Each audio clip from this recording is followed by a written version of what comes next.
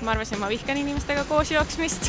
Nüüd see on muutunud. Sadagu või bussnuge, ühe väikese ringi teha ikka ära. Tegelikult kõige raskem hetk ongi sealt diivanilt ukseni ja sealt välja. Saad rääkida ja saad sportida. Eestisse on tekkinud juurde märkimisväärsel hulgal jooksuklubisid ning üle maailma on jooksuklubidega liitumine ning jooksmine üleüldse kasvutrendis. Aga kust see kõik alguse sai ja miks see järsku nii suureks paisus? Get ready with me to join a running club.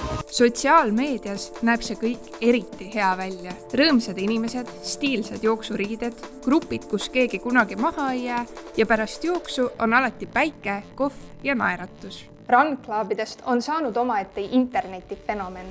Hei, käes on teisipäev ja see tähendab ainult üht. Tartu Run-clubi aeg. Suvalisel kolmapäeva õhtul siin Kopli vahel liigud, et siis ikkagi ei ole harv juhus, kui sulle tuleb vastu 40-50 inimeseline rong jooksjatest, et midagi on muutunud ühiskonnas. Oled sa sellele mõtisklenud ka, et kus see nagu tekkida võis, et äkki tekkis inimestel selline jooksuklubide hullus justkui?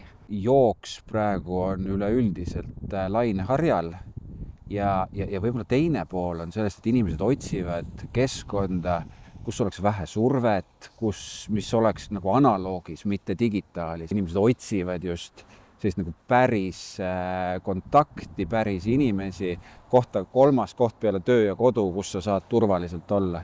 Ja ma arvan, et see on üks osa sellest, mis me siin teeme ka Koplis ja mis teised sörgid teevad üle Eesti. Eestis on üheks suurimaks jooksukogukonnaks Kopli sörk, mis hiljuti pälvis isegi spordiaasta tähtede galal auhinna liikumistegu 2025. Me ise ütleme, et me oleme tegelikult Kopli polikliinik, et inimesed tulevad siia, meil arste ei ole, aga ravi on see formaat ja igaüks doseerib nii palju, kui tahab. Ja umbes samamoodi see asi käib üle Eesti, et 30 kohta, võib-olla natukene rohkem juba Tartus, Lüganusel, Saaremaal, Põltsamaal teevad kihvti asja. Väidetavalt peaks jooksmine parandama mälu, meeleolu ja energiataset ning alandama stressi. See tugevdab keha, aitab elada kauem, vähendab vähiriski. Kuigi sellised lubadused ja kogu sotsiaalmeedia jooksumaailm näib imeline, siis on jooksuklubide tegevust seatud ka päris palju küsimärgi alla. Tegu ei ole enam ainult ühise trenni tegemisega, vaid inimesed käivad seal ka sotsialiseerumas. On isegi tehtud võrdlusi, et jooksuklubid on justkui uued ööklubid või asendavad kohtinguäppe, sest üheks peamiseks motivaatoriks, mis inimesi jooksuklubide juurde toob, on just uute tutvuste loomine. Kui sa küsid meie inimeste käest ka, kes siin käivad, siis need reeglina ei ole sportlased keegi. Ja meil eesmärk ei olegi tempost rääkida või isiklikke rekordeid teha. Meil eesmärk ongi kokku tulla ja mõnusalt õhtul pool tundi, 40 minutit aega veeta. Kes tahab, leiab uue sõbra, valikut on ja kes tahab, saab niisama ise ka nohiseda, aga koos teistega. On see pigem nagu spordi tegemine koos või on see selline sotsialiseerumine rohkem? See on pigem koos liikumine. See on nii-öelda sinu füüsilise ja vaimse tervise heaolu üks suur alustala.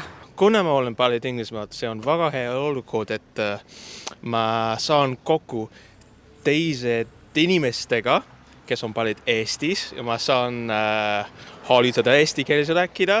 Aga kas uusi tutvuseid olete siit juurde leidnud? Ja kindlasti. Sörk ongi see üks nii-öelda sotsiaalne pool, selline tutvuste loomine ja ühe mõttelaadiga inimeste nagu kokku saamine, et saad rääkida ja saad sportida. Üldistada ei tohi, aga nagu üks selline läbiv joon on võimalus ikkagi leida inimesi, kellega juttu rääkida, leida inimesi, kellega suhelda, kellega peegeldada, et neid võimalusi tundub, et täna nagu liiga palju ei ole, et hea, et me saame pakkuda sellise variandi. Ja olgem ausad, tihti ei ole see vaid tühipaljas sotsialiseerumine. Mõnikord loodetakse siit leida ka midagi natuke enamat. Nii on sotsiaalmeedias tõstatatud ka päris palju küsimust, kas jooksuklubid on ainult vallalistele. I don't love running. I really don't like it at all. I think just meeting a very young, fit woman is definitely primary motive. I think run clubs they're a dating organization masquerading as a fitness pursuit. Yeah. No one goes to the run club for the running bit. On mingeid arvamusi, et ma ei tea, jooksuklubides käiakse partnerit otsimas või et see on ainult vallalistele, et oled sa kuidagi kõrvalt näinud, et see oleks niimoodi? Ma ei ole seda ise kunagi kuulnud isegi ja ei ole ka kõrvalt näinud. Pigem on lihtsalt väga ägedaid uusi sõpra ja tuttavaid leidnud. Räägin teile ühe tõsiselt hea loo. Unustasin ära, et mulle pidi Telia tehnik koju tulema. Aga mulle peaks siin kohe date hakkama. Ta sai kohe aru, et pole aega raisata ja oli valmis ammu enne Maria saabumist. Telial on ikka tõsiselt asjalikud tehnikud. Veel üks asi, mida jooksuklubidele ette heidetakse, on see, et see kõik tundub spordi kohta kuidagi liiga lõbus. Sinna juurde käib nimelt tihti ka väga palju muud peale jooksmise, nagu näiteks erinevad joogid ja snäkid, mängud ning muud toredad ühistegevused. Osad jooksuklubid on isegi nimetatud selle järgi, et peale jooksu minnakse näiteks ühiselt saiu sööma. Mis te nendest kommentaaridest arvate, kes võib-olla ütlevad, et see kõik on kuidagi liiga lõbus spordi kohta, et ma ei tea, süüakse saia ja et kas üldse on sport, et levib siukseid arvamusi ka? Aga nad räägivad õigust, ongi lõbus. Et selles mõttes... Peabki lõbus olema.